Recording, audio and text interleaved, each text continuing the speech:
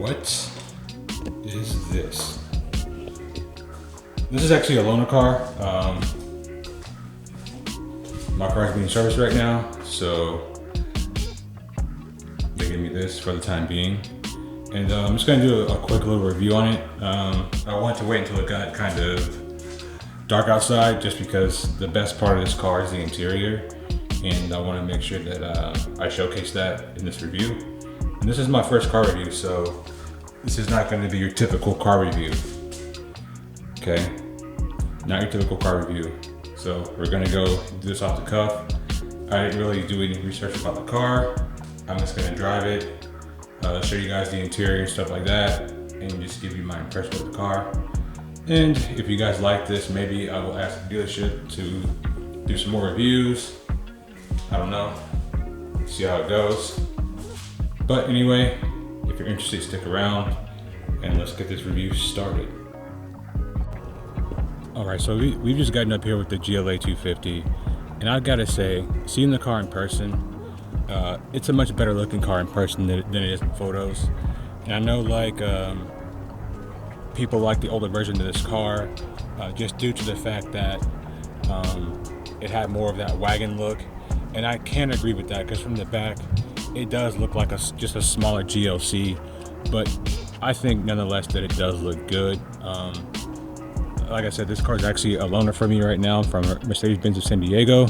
So if you guys, the dealers, are watching this, you guys want me to review more cars, hit me up. I'll be more than happy to do that for you. I love driving cars. And but let's just get into this review. So I just want to start with the exterior, because I'm going to base this review off mostly off my car that I have right now. And one of the things that I like about this car right off the bat is that it looks like Mercedes went with a different offset of wheels, because even on my car, which is the sport version, or it's an older sport version of this car, the side profile of the wheels actually sticks out a little bit more, so you don't have like that sunken in look of the car, which does make it look a lot nicer, and it's easier to photograph and do things like that with. So I do actually like that. Now this one is a base model. I think it's like a hybrid, has all that stuff, which is fine. I mean, this car is not targeted for someone like me who would want, the sportier version of this, right? This is for someone that is more into, just a daily commuter. They need a nice car. They don't want to have a cheaper, like a Toyota or like a Honda or like the equivalent from like Chevy or Ford. You know what I'm saying? So this is who this car is targeted for. It's like your soccer mom type car. You know what I'm saying? Left the door open. Hold on. Lights are on the inside still. Like I said, this is my first car review. So give a brother some slack, just a little bit. Coming up front to the headlights, I do like the headlights. It's much better. I wish it had the new style grille, but I think the AMG model comes with that grille, so I'm not really gonna knock this car for that. Most of what I want to talk about with this car has to do with the interior, because I think Mercedes absolutely knocked it out of the park with this interior. Just everything about this car is actually better, and we'll talk about that here in a second. But let's just get into the inside of this car. Let me walk around to this driver's door here. And let's just get inside this car. I'm gonna go ahead and start it up so everyone can see this wonderful interior that Mercedes has done. I think Mercedes has knocked it out of the park as far as it comes to these car interiors. I mean, you guys see this, man. Just look at this. This is absolutely wonderful. It's gorgeous. It's nice. It's well done. It's well put together. They're on top of the game right now, 110%.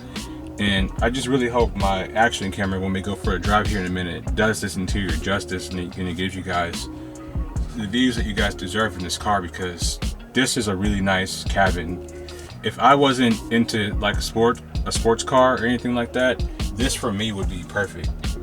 Like, I could just drive this every day, no issues. But y'all know me, y'all know I like my sports car, so this this wouldn't do it for me. I would have to get the AMG version. Just not gonna lie to you on that. So let's just talk about this infotainment system here real quick. It'll take a learning curve to get used to. I'm not gonna lie to you. If you're not used to a lot of technology in your car, especially someone like me that's come from mostly analog cars, this at first will be a little bit intimidating, but after like 10-15 minutes I kind of figured it out. I don't know everything, all little bells and whistles, all the stuff that it does. Like I said, this is not your typical car review.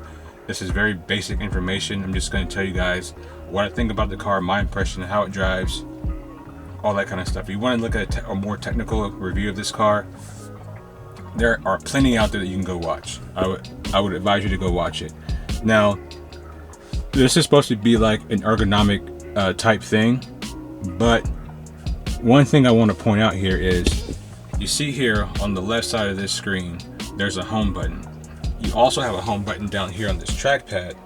Now, for me, because you don't want to be too confused about this this learning curve here, this home button should be where this back button is, right? So just that it mirrors what's on the screen, and I think that would help out this car a lot. Other than that, the trackpad it's nice. It has haptic feedback. I wouldn't recommend using it while driving, of course. Just when you're driving, use the touchscreen, because using this when you're driving, I tried it, it doesn't work out too great. Because if you go for a bump, you can click something, you can go to a totally different menu or something like that. But it's good. I don't really have much else to say about the interior other than it looks great. I think the panoramic sunroof in this car is actually larger than it is in my version of this car. And yeah, like I said, a lot of my comparisons for this car are going to be in the driving experience, because I do have the older version of this car, albeit it is the sport version. But we're going to talk about it here in a minute. There's a lot of refinement in this cabin. So without further ado, let's get into the drive.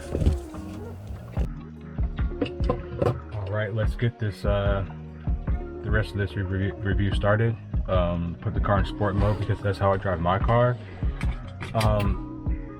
The interesting about this car is, surprisingly, this thing has a lot of refinement, and I didn't really expect it to be this refined, like right off the bat.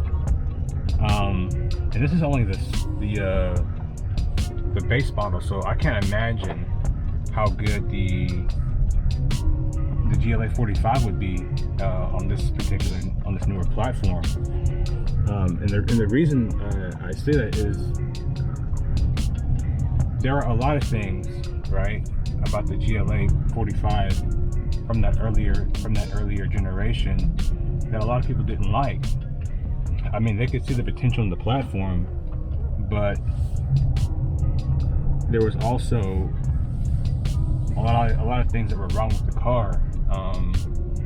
And I don't want to give too much away right now, so we're just gonna wait until I get out of this garage, because I can really finish this review in the garage. But I want to get the car on the road so you guys can really see the things that I'm talking about.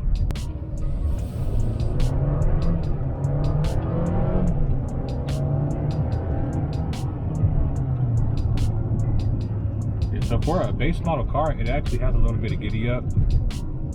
I'm not sure what the horsepower numbers are, but I would expect it to be like in the 200 to 250 range. No more than 250 horsepower, but it has a little bit of giddy up to it. And one of the major things that people complained about in the previous generation of the GLA, both the 250 and the 45, was the pedals had a delay coming off from a dead stop. So if you're just driving around in like the normal mode or whatever, there would be like a delay between your foot hitting the gas and the car going. And a lot of people complain about that, and it seems like that has been fixed here, because when I hit the gas in this car, it just goes.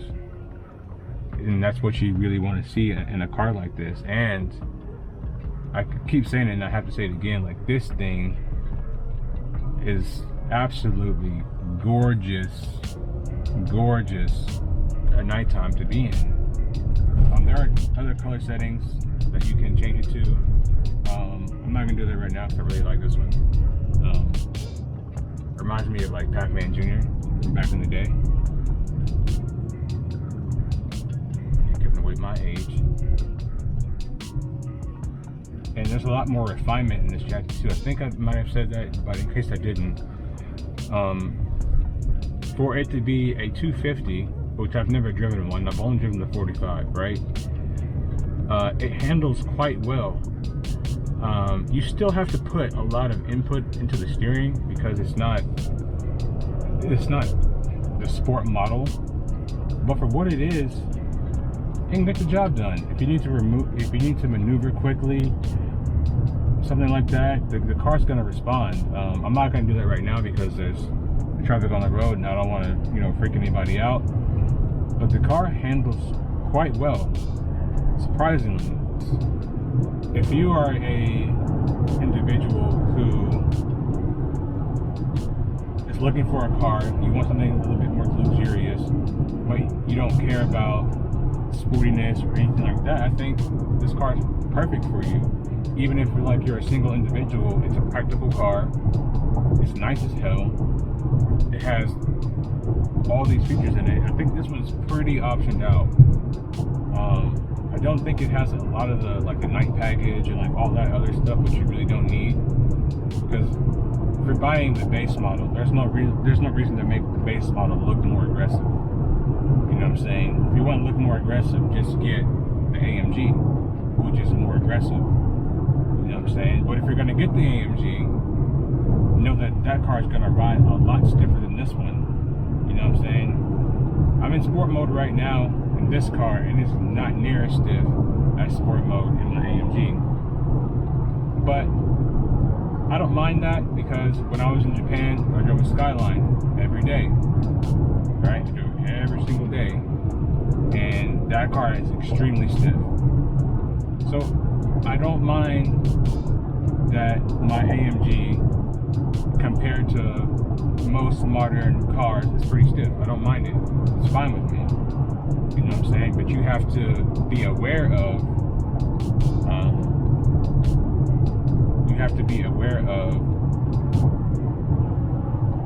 what you're getting yourself into. When you get a sports car, it's going to be stiff. Don't complain about that. It does come with Continental tires, which I think for the base model is fine. Totally okay with that on this model. The AMG though, we got to get some better tires on that thing, Mercedes. And it needs a wider wheel. Even if you only go to an 8.5 with 255 tires on it, perfect. You know what I'm saying? But don't give us the same size wheel that comes on the base model. We need bigger wheels, wider tires. We want more grip. I would love to compare my AMG to the new one. Like I said, look at behind this truck. I would love to. And the crazy thing, I don't know if this car in particular has the sound pumping through the speakers or whatever, but you can actually hear turbo noises from this 4-cylinder engine, which is nice. I don't hear turbo noises in my car, so I don't know if that's something they pumped into the speakers, or if that's just, you can just really hear the turbo that well. I know they did on the newer engine move to where the turbo is. I know the turbo is on this side of the engine now. It's back towards you. So I don't know if that's a part of it or if it's being pumped through. If it's not being pumped through, that's actually the turbo noises, then hey, don't do any of that, pumping through the speaker shit. Just, turn that shit off and let me hear the turbo. So I think it sounds nice.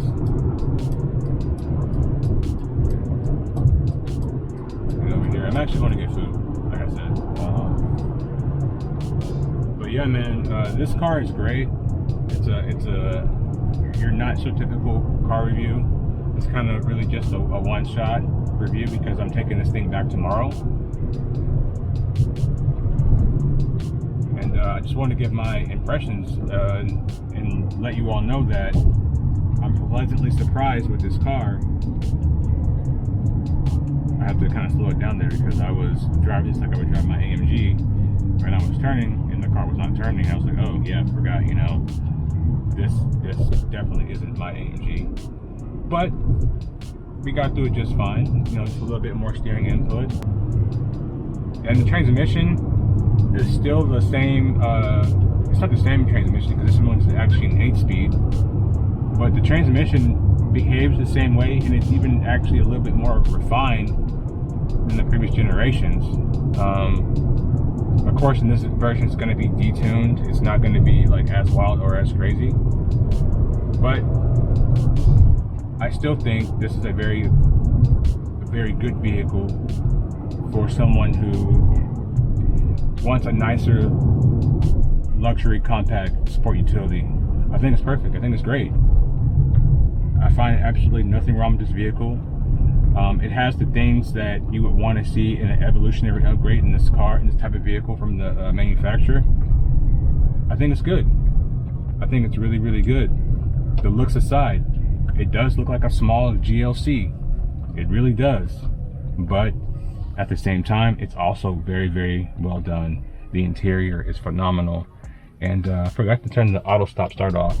That's another thing that they need to fix, or they need to add in to where you can just turn that feature off, because it's very, very annoying. Although in this car, it is actually a lot better. It's not as laggy as it is in the previous generation. But other than that, I think this car's phenomenal. I would highly recommend it if you're if you just need like if you want to get like a nicer daily driver.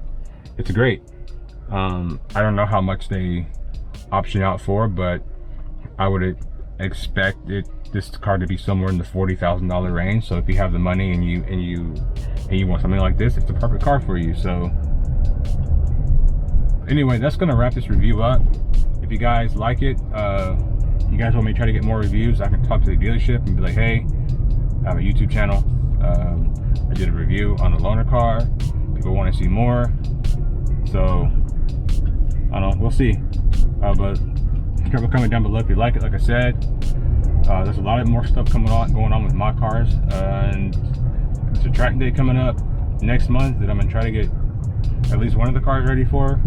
We'll see which one's gonna go to the track, and I will catch you guys in the next one. Peace.